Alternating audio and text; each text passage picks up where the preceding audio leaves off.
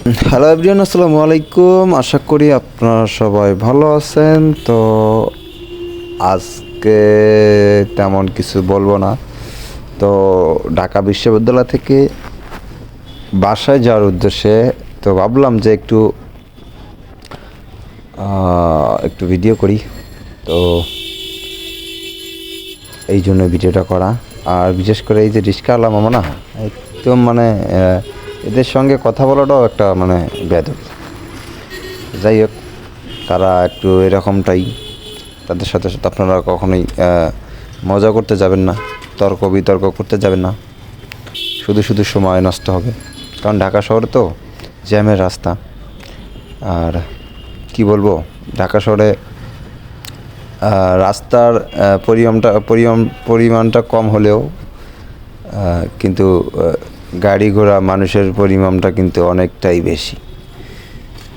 সব মিলেই আমাদের বাংলাদেশ।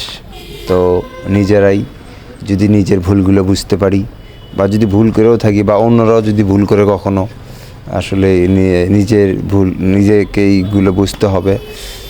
এগুলো নিয়ে কখনোই বাড়াবাড়ি করা যাবে না। কারণ রোডঘাটে চললে সমস্যা হতেই পারে। হয়তো আপনি ভুল করছেন বা সে করছে, ওগুলো কোনো বেটার না। তো ঘুরি ঘুরি করে চলে আসলাম কোথায়? ঢাকা গেটের পাশে, অর্থাৎ এটা কোথায়? দোয়েল চত্বর। আসলে এখানে একটু জ্যাম লাগে মোটামুটি। রাত 8টা 7টা এদিকটা একটু মোটামুটি ভালো জ্যাম লাগে। এই এরিয়াটা হচ্ছে ঢাকা বিশ্ববিদ্যালয়ের ভিতরে। এই জায়গাটা অবশ্য ঢাকা বিশ্ববিদ্যালয় এরিয়ার ভিতরে। খুব সতর্কতাভাবে আপনারা বাইকগুলো বা যে কোনো যে যানবাহনই চালান না কেন, আপনারা অ্যাকচুয়ালি আপনারা সতর্কভাবে চালাবেন। বিশেষ করে ঢাকা ভার্সিটির ভিতরে যে যানবাহন নিয়ে আপনি চালান না কেন, সতর্কভাবে চালাবেন। কারণ ভার্সিটি এলাকা, এগুলোতে আপনাদের কোনো থাকে না, ট্রাফিক থাকে না, কোনো সরকারি আইনের রুলস থাকে না। কারণ এখানে ছাত্রদের জন্য এখানে উন্মুক্ত। যে যেমনে পারতেছে এমনি বাইক চালাচ্ছে। তার জন্য আপনারা আপনাদের ভেতর আপনাদের ভাবে বাইক বা যে কোনো যেটা চালান না কেন, সতর্কভাবে চালাবেন। এতটাও উত্তেজিত হয়ে রাইড করাটা ঠিক হবে না। সেটা ঢাকা ভার্সিটি হোক বা ঢাকার ভিতরে হোক বা গ্রামে হোক, যে কোনো জায়গায় হোক না কেন, রোডে বাইক চালান বা যেটাই চালান না কোনো, সতর্কভাবে চালাবেন। আশা করি অ্যাক্সিডেন্ট অনেকটাই কম হবে, এটা আশা করা যায়। তবে একটা বাইকের সর্বনিম্ন কত? 40। বাইক বা যে কোনো যেটাই চালান না কেন, সর্বনিম্ন 40। তো আমি বলবো সর্বনিম্ন যদি 40 হয়, তো আপনার একটা বাইক 40-এ বা 45-এ চলতেছে, আপনি সেটাকে কন্ট্রোল করতে পারবেন। কী জন্য কন্ট্রোল করতে পারবেন? আপনার বাইকের তেমন একটা স্পিড নাই। আপনি যতটুকু পারেন, যদিও হঠাৎ করে আপনার সামনে কেউ চলে আসে, আপনি যদি আপনার নলেজটা যদি থাকে বাইকের সামনে বা অন্য দিকে, তারপরও আপনি বাইকটা কন্ট্রোল করতে পারবেন। কারণ আপনার বাইকের স্পিডটা অনেক কম, এতে অ্যাক্সিডেন্টের হওয়াটা খুব কম। আর দেখা গেছে 50-এর উপরে চলে গেছেন, 60-এর উপরে, 70-এর উপরে, তখন আপনি বাইকের ব্যালেন্সটা হারিয়ে ফেলবেন। বাইকের ব্যালেন্স হারান মানে আপনি অ্যাক্সিডেন্ট আওতায় চলে গেছেন। তখন আপনি বাইকটা কন্ট্রোল করতে পারবেন না। ইভেনলি আপনার সামনে যেটাই পড়ুক না কেন, হয়তো ওনাকে মারতে গিয়ে বা ওনাকে বাঁচাতে গিয়ে আপনি ব্রেকটা মারছেন, কিন্তু আপনার তখন কি হবে? আপনার পিছন ব্রেক, সামন ব্রেক কাজ করবে না, ঠিকভাবে কাজ করবে না। হয়তো যে কোনো একটা কম বেশি ধরবেন, তার ক্ষেত্রে কী হবে? আমাদের বাইকের চাকাগুলো স্লিপ কেটে যায়, তার জন্য বাইকগুলো পড়ে যায়, সিটকে পড়ে যায়। এরকম একটা বিষয় কাজ করে। তো যারাই যে যানবাহনই চালান না কেন, সতর্কতাভাবে চালান।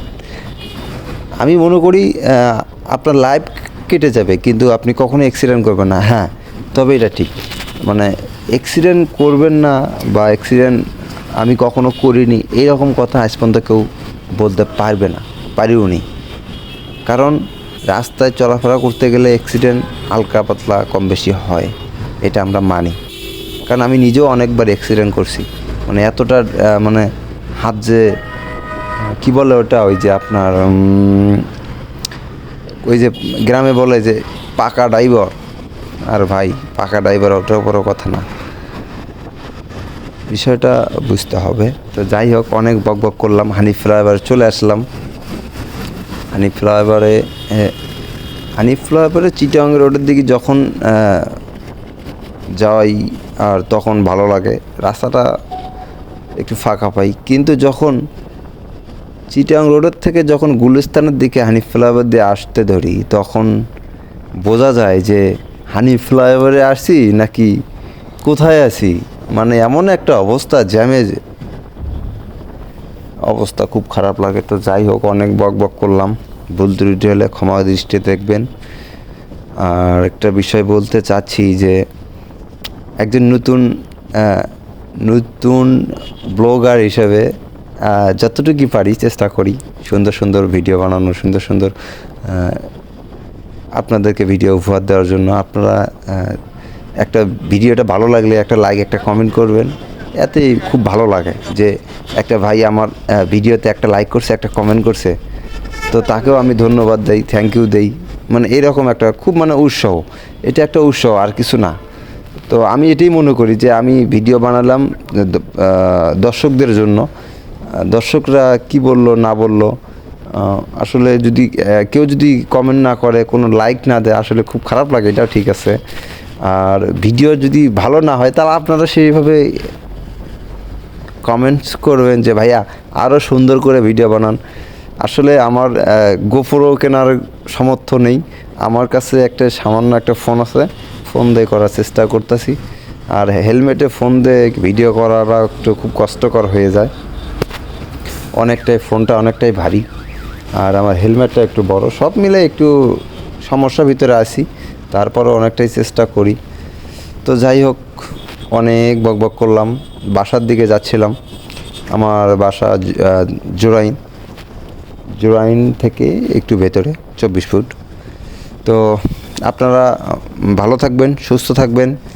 তো আগামী কোনো নেক্সট ভিডিওতে যেন আপনাদেরকে যেন সুন্দর সুন্দর ভিডিও দিতে পারি, আর সেই প্রত্যাশায় ভিডিওটি ভালো লাগলে একটা লাইক, একটা কমেন্ট করবেন।